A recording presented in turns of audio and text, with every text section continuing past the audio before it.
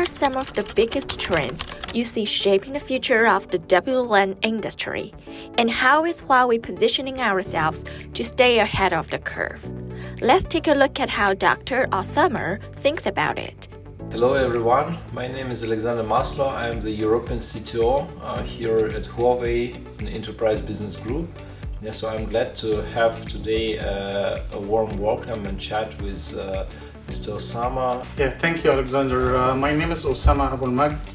I work for Huawei in Canada Research Center, and I focus on Wi-Fi technology research and standards. Fantastic.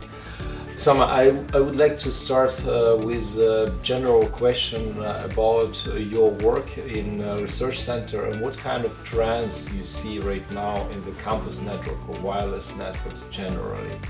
Yeah, we focus our focus mainly on what's happening in IEEE 802.11, which is the main entity that define Wi-Fi standards or wireless LAN standard, as we call it. So the trend, especially in the campus network, of course, there are some characteristics actually for campus network, which of course characterized by large number of users, like a large number of students, maybe sitting in a setup like this, but maybe more and more students in a small area. There are, of course, security issues related to campus network. So in terms of security, the Wi-Fi Alliance actually has defined WBA3, which is better security than WBA2.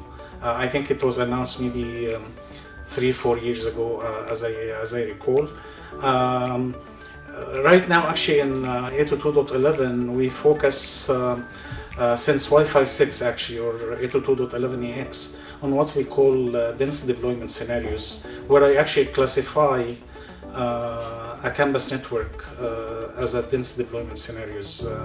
Of course, there are areas where students sit together, gossip and exchange information. So you have many of them, they need good access to Wi-Fi network.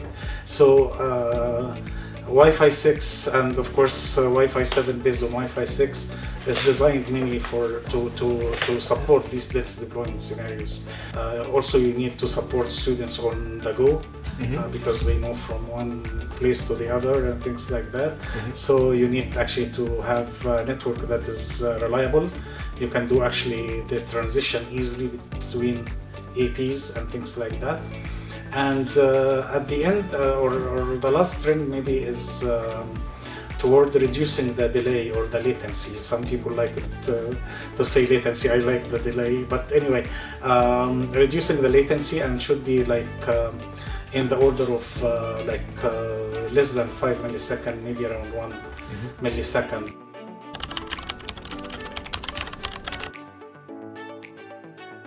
Next up, let's see how Huawei deals with these challenges. You mentioned already that Huawei can accumulate a huge amount of the connections to the access point, but what another probably settings or another capabilities Huawei can provide to address those challenges? First of all, Huawei announced Wi-Fi 7, I believe, September 2022 in some event like this in Bangkok actually, and we announced it in April in South Africa. I was there actually. As you know, actually, in terms of the throughput that can be supported, the Huawei's access point can support up to almost 19 gigabits per second. So that's actually, I actually willing to bet that this is maybe the fastest access point in the industry today. It also supports per user like 4.3 gigabits per second.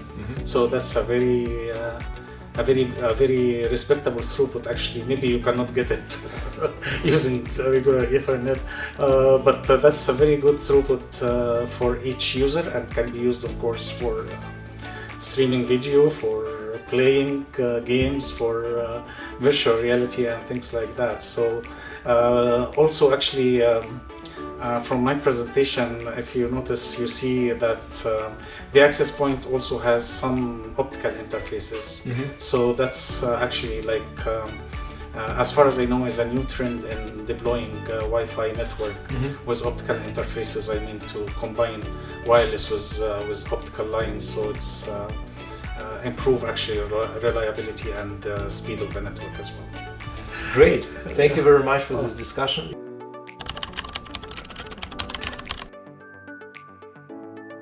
As for the next episode, let's take a look at the story behind the new Wi-Fi standard and why we need Huawei Wi-Fi 7 APs. Stay tuned!